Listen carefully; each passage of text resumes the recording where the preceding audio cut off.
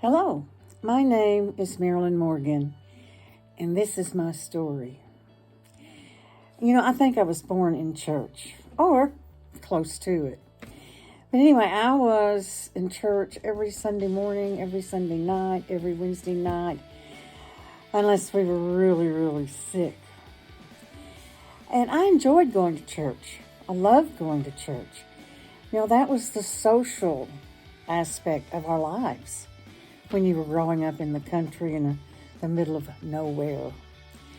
But anyway, I remember one evening our minister talked about the second coming of Christ. And it was very interesting, but there was one thing that really stuck in my mind. Now remember, I'm like 8 or 9 years old.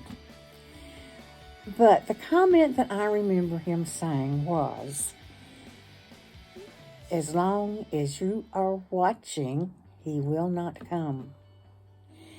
In other words, as long as we are awake and we're watching for him, he's not going to come back. Well, I didn't want my world to end. I'm just a little girl. I got lots of things to do and lots of fun things to do. So I just kept that in my mind. If we are watching, it's when we are not watching. In other words, when we least expect it is when he will return.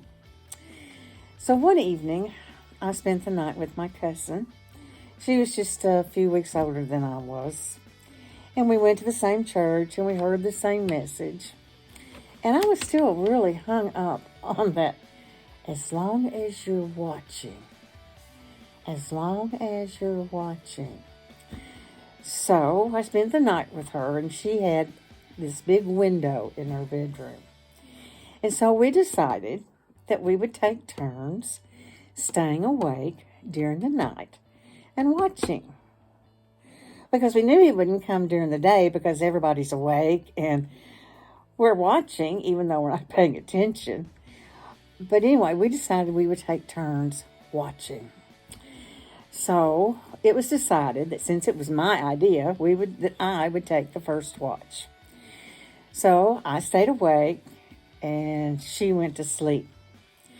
Well, a little while longer, I shook her and woke her up and I said, "Okay, it's your turn to watch." "Okay," she said, and she seemed to be really alert and awake. So I went to sleep and left her watching.